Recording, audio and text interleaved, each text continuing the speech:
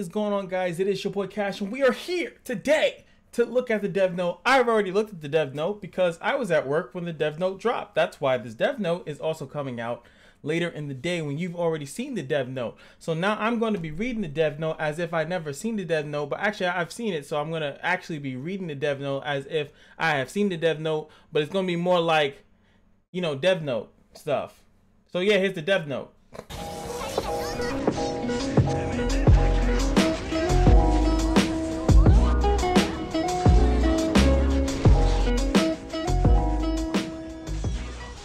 Now I'm going to go over not everything in full detail. I'm pretty much going to be going over some of the stuff that I just like. They're doing a great job. They have not really done anything bad, and you guys know I will sound off if they do. It's just the easiest thing in the world to do. When something bad happens, you speak on it.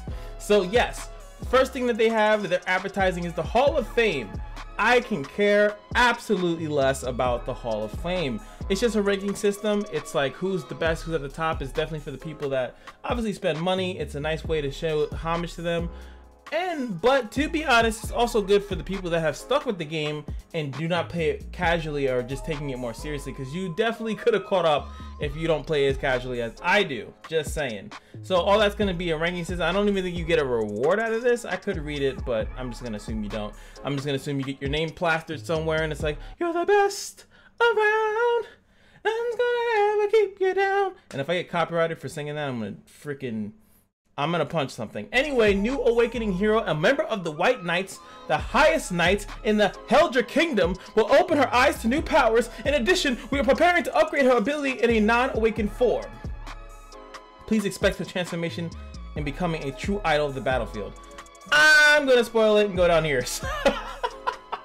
So Rebecca, ladies and gentlemen, this is the only reason why this dev note or me covering it exists, because you guys know I skip these things when they're not substantial. Holy crap.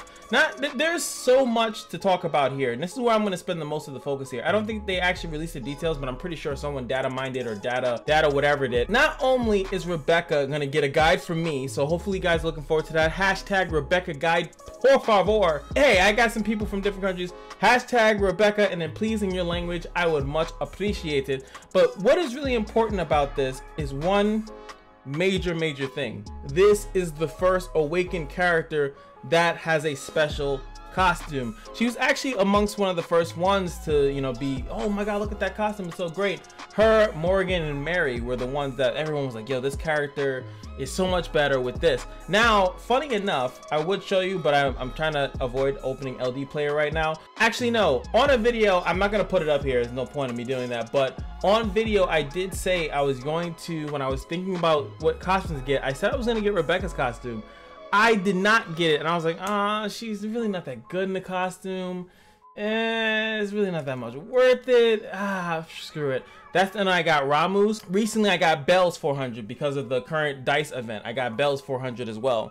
So that's 2 down the line. I know I need to get Murdoch's so we can do some other fun stuff. Her still being the one out there is like, she's still out there, but no one cares about her. A lot of people got her when it first dropped, the people that were willing to spend money, because they just understood it as that. It was just a way to support the game and to just kind of have something that other people didn't have. They love the exclusivity of it, so they just did it. You know, that's why people pay money in these games. They want to be something that you can't be.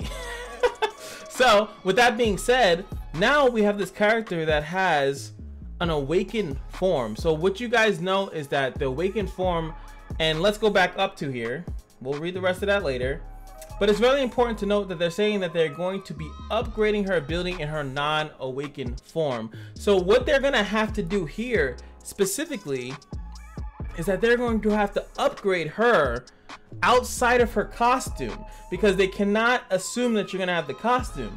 So the additional stuff that the costume gives, I was gonna say by law, but this game is not regulated by the law, but by assumption is not going to change. So everything that costume Rebecca does probably has to stay the same, and then they're gonna boost up the standard version of her. Or the crazy mega super degular version of it is that they not only do they buff, they might even make her current costume regular and then make her costume version something even more different, and then on top of that, she's gonna get a third passive. So if you pay attention to each character that's gotten awakened, they always change them up a little bit. So currently Rebecca is all about like resetting her cooldown. That was her stick. She was pretty much your farmer. She would keep S2ing and she'll S3 a target and puts the mark on you, and then she'll S2 and do damage to the mark person, or she can even target the mark person and S2 hit the person on the side, and the mark person takes additional damage. And it's like, wow, she kills things so fast, she's so cool. And then everyone, all the other characters just destroyed her as far as just interest and as far as just being an actual, you know, good character. She became a not good character. Even with her costume, she wasn't that great. She pretty much got a blaze, which if you guys know how blaze works, you put something on you, you take some additional damage, and then it goes away. She gets a cooldown after it happens, you know, which is cool and all, but still nothing that you'd actually want to bring into the fray. Now, do not spoil me in the comment section below. I know some of you guys would like to, but I would like to go in this blind once they finally release the information, which, like they said, details will be announced in a separate notice at the time of our next game update, which will probably be like in a week or so. Added new Dryan hero. So another Dryan hero is coming as well. Let me stop looking, stop cheating, stop cheating. Jeez, you guys always cheat. Please, I'm trying to sneak up on it. That's my fault. Anyway, so a new Dryan hero is coming as well, which is really, really cool. So alongside her, a new character is going to drop. So there's going to be something, hopefully, well, that sucks because that's 400 crystals, right? If you want to get the special costume, but you might not need the special costume. I just personally am going to want it. So you're going to have 400 crystals for her and hopefully 2,000 for this new character. Remember, guys, I will always tell you, it's like I realize a lot of you guys need these tips. Do not summon on a banner unless you are going to finish it. Please. I'm tired of reading the comments. I summoned 600, I didn't get anything. It's 4%. Please. You're not guaranteed to get anything at 4%. You have a 96% chance of not getting what you want. Please stop. Leave me alone. Unless you are going to go 2,000 in the hole, do not summon on that banner. You're going to be pissed because you might not get what you want, and then you're going to be like, well, the game is not fair. That's why there's a pity summon, so you can't complain as you're already complaining. Anyway, so a new character is coming. We're getting another awakening, which we already knew when Karen came out. They said that they were splitting them up. They're not dropping them at the same time, so we knew another awakening was eventually going to come. And also now we have a new Advent dungeon, which is really cool. Let me just scroll down here so we can see it all, right? Cool, you can see it all. I'm gonna just summarize this real quick so you guys don't need to read it, but it's there on the screen if you need to. Pretty much, they're gonna be adding another Advent, which is dope, which means that it's very likely the new Advent hero could be the Dryan hero, and then that's just how it works, which is pretty cool. So we just got Ariandel. It's not Ariandel, it's Arendelle, but we just got her, and now we're gonna get another one, and that's pretty cool. It just gives you more stuff to look forward to. But most importantly, what we're seeing here is that they're going to keep the format of Apocalypse Nightmare. So what was really cool is that even though I never got Arendelle, no, I'm not gonna cue the sad Naruto music, but I never got her from Nightmare, but other people did. They were able to acquire a hero that's actually really, really strong by doing a lesser difficulty.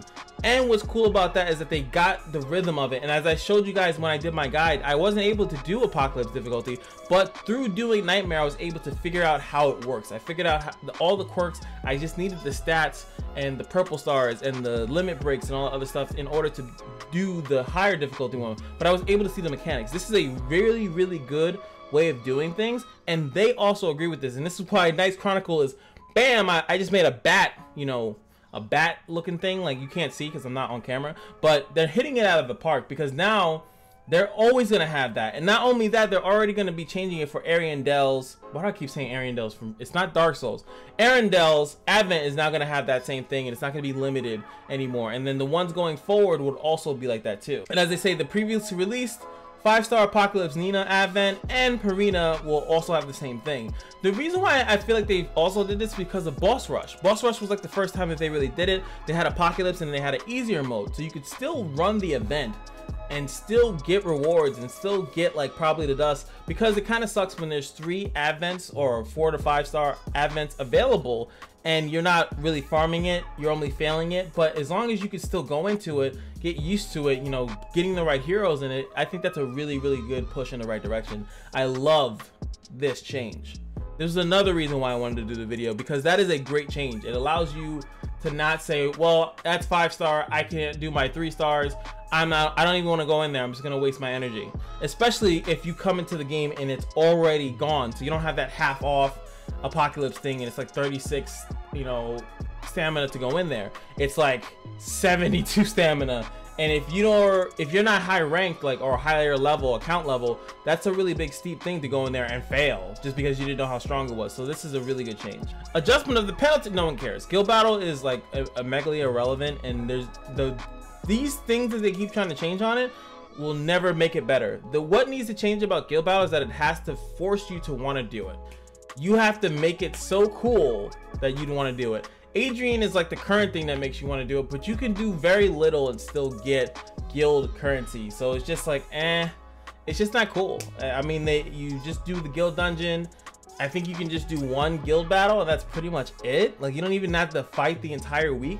And meanwhile, like other games, you at least have to do that if you want decent rewards. It's just not, I don't know. Same thing with multiplayer. I'm so happy they just haven't done anything with multiplayer. They need to remove multiplayer from the game. Skill enhancement check. I have no idea what this is. I guess it just allows you to see how much skill enhance they have instead of clicking on them or something of that nature. Improved Pal Lotto prizes. Okay, sure, whatever. Then lastly, before they get off, they're saying, hey, we appreciate all your suggestions, including how to deal with duplicate heroes whose use is unclear. Now they added the windmill for this, and if you go to my Discord, which is in the description, we got a lovely little community. Thank you guys so much for being in my Knights Chronicle Discord. I really appreciate that. But they just bring those characters to the windmill. I suggest that you don't do that because of situations like this. There's a lot of Rebeccas in the windmill. Okay, that's why I say, you know, might as well just keep them. You never know what's gonna happen. Wink wink, sparkle sparkle. So you never know what's gonna happen to the heroes, especially since they introduced Awakening. Karen was a pretty underutilized character outside of Nikita. Now she can be utilized more places. Same thing with Elizabeth. You don't know what they're gonna do. It's good to keep one copy, but I've also said this in many other videos, not pertaining to Knights Chronicle itself, but keeping copies of characters that you don't want seems crap. You might as well just use them as fodder. Maybe this is what they're trying to say, and how to improve some products that have lost their value. There's only multiplayer in Guild has lost their value, in my opinion. It may be difficult, it may take some time to reflect those things mentioned above, but we will try to continuously improve Knights Chronicles the best way possible. The update we introduced is scheduled for mid-September, which is pretty much here already, and we've got a variety of events to help you grow every week. We look forward to doing this. So also, this is another thing to tell you guys, is that if they had a collab, they probably would have revealed it here or said or hinted towards it. So there's probably no collab coming for this month. They might probably do something next month, which is, you know, October. I had to check the calendar, make sure it's October. But yes, it's October. So October is coming up next. So I'm assuming that they'll probably maybe do a collab around then or after it, or they could just do Halloween-esque skins.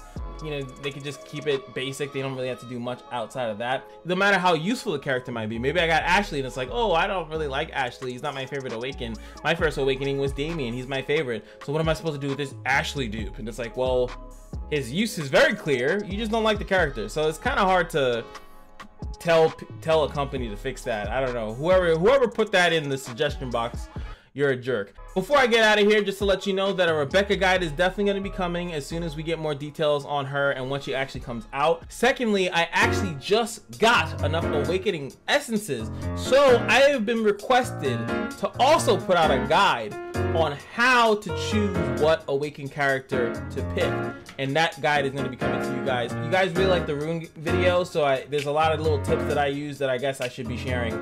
Maybe I'm being a little too selfish. I apologize. But what I'm not being selfish about is that every day at the Kashino is your lucky day, and I will see you guys in the next video. Peace.